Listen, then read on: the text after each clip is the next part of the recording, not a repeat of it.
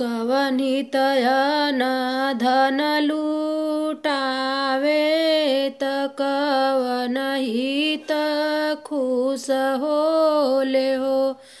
मोरी ननदो के करा घरे बाजे बधइया त के करा घरवा सोहर होले हो।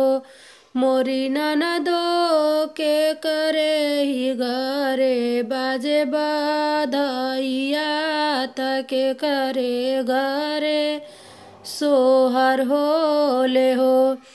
ससुर मोर न धन लुटावे त सासु मोरी खुश होनी हो।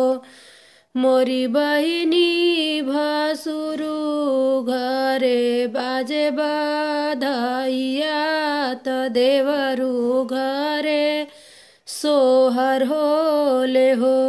मोरी ननदो भसुरु घरमा बाजेले बधइया त देवरु घरमा सोहर होले हो।